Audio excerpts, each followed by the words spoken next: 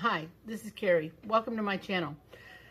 This is part 4 of 6, where I'm talking about things to consider and pre-plan if you're considering changing countries, moving to Mexico in particular, but probably any country that you might be considering relocating to. So quick review, I've broken this up into 5 main buckets. What are the drivers behind your move? What's your long-term intention about the move? Your choices around language, your level or approach to engagement, and then decisions around where you're going to live. We've already talked about drivers and long-term intention in previous videos, so this is video number 4, topic number 3, language. So, as near as I can tell, it's only in the United States that speaking only one language is considered a virtue. Okay, think about that. Anywhere else you go in the country, people are committed to speaking more than one language, and my goodness, if you go to Europe, sometimes people speak 4 or 6 different languages. And it's just what they do because it helps them communicate, fit in, and be successful. So why is it, as I watch these videos of these people who are unhappy about having moved to Mexico, that one of the complaints is just how hard it is to be able to do business down here in English? Just think of how absurd that comment is. How hard is it for someone who doesn't speak English to do business in the United States? It is almost impossible. There are small businesses who have made a commitment to having staff that speak other languages, and they do it because it's good business. It's good business. If you have customers who only speak or whose primary language is Spanish, then it makes sense to employ some people who speak Spanish. But it is certainly out of the ordinary in the United States. And yet, here we come down here as Americans, and we just expect it to be common that the people who are at the convenience store, the people who will serve us at a restaurant, that they're going to be able to speak or understand us when we speak in English. So, topic number 3, language. If you're going to move to Mexico, you need to learn Spanish, and you need to start working on that now. I have been working on learning Spanish for 16 years, and it is definitely not what it should be, but it is essential. It is essential if you're going to be successful down here. Even if, as we move down our list of things here, you choose to live in what I call an American enclave, you're still going to need Spanish. When you go to apply for your paperwork, if you only speak English, you're going to be asked about it. And the advice from the other YouTube channels is to simply tell the person that you have a tutor.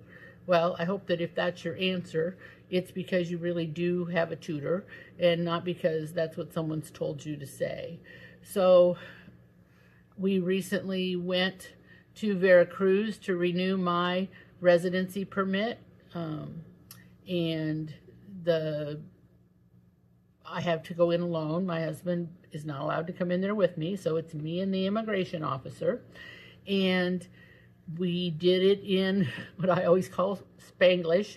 It ended up being largely done in English because the officer spoke very good English, but I could tell that he appreciated that I was trying to do the business in Spanish. It shows a commitment to really wanting to center my life here. And when the time came at the end to read the declarations and sign the paperwork, he asked me if I could read Spanish, and I could read Spanish. I may or may not know a particular word, but yes, I can read Spanish. And it was quite satisfying to be able to read that declaration. I could understand them. There were 3 different ones, and then to sign off on them. So learn the language. Make a commitment to learning the language. And you can start with an app. There's a lot of good apps out there, and some of them have live coaching or that kind of thing associated with them. You can start that way. That'll get you some basics. But what really is going to help you learn the language is using the language. So look for places where you can speak Spanish. Look for opportunities to use your Spanish. It's okay. You need to learn words like despacio, which means slowly. Por favor, slow down. Repita, por favor. Please repeat this slowly for me. Okay? People will say, why are they talking so fast? Well, don't you think that someone where English is not their first language hears us speak and they think that our English is quite fast? It's not fast. It's normal.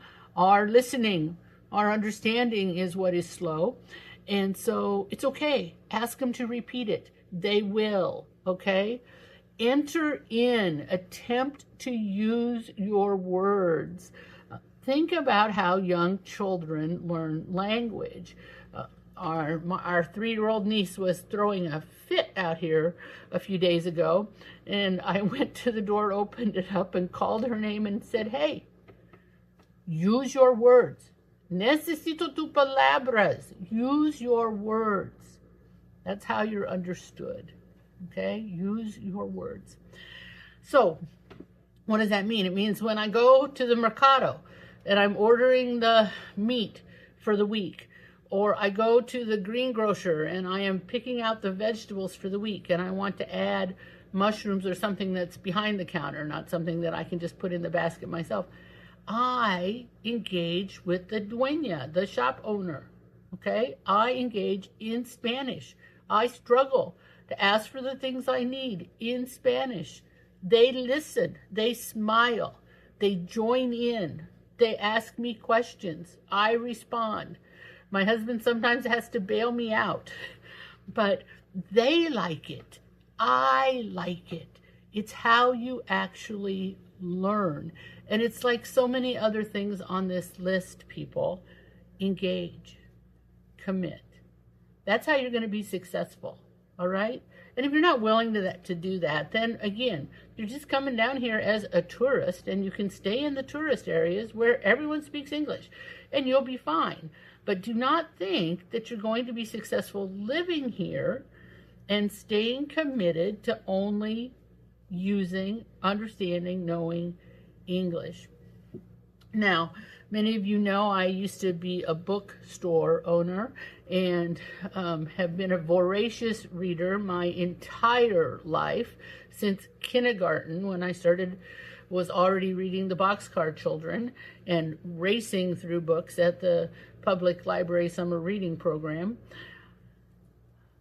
I read, and I read for knowledge, but I also was thinking that you read for language acquisition, you read for usage and vocabulary. So on our recent trip to Veracruz, it was so exciting. We stayed at a hotel in the historical area downtown, and there was a bookstore connected to the lobby of the hotel. And I was able to buy 2 books in Spanish. This is called The Shadow of Fire.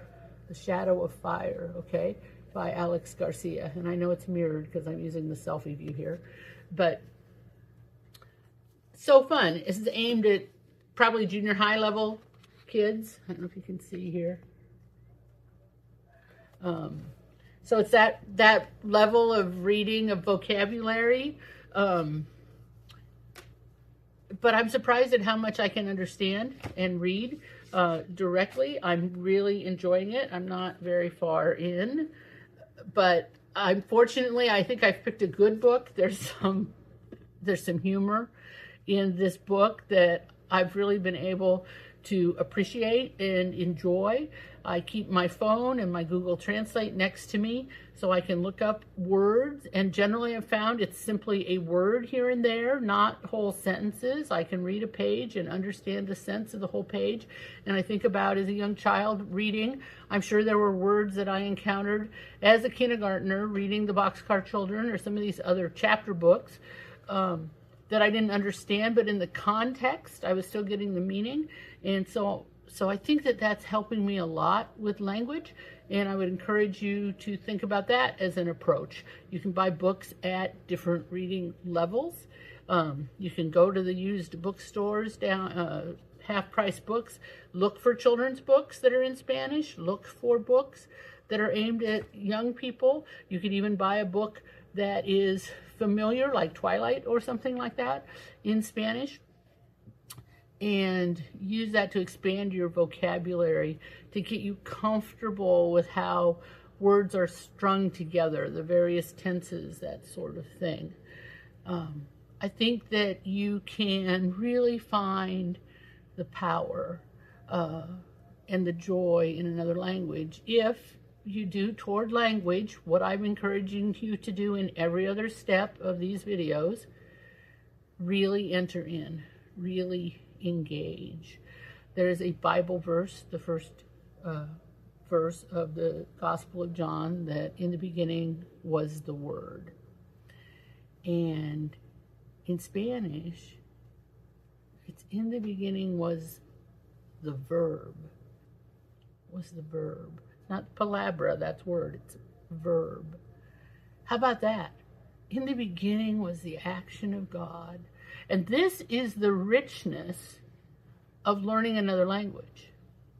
This is the richness you're opening yourself up to if you make a commitment to learn the language that the people around you are speaking. Thanks for listening, and I'll see you next time.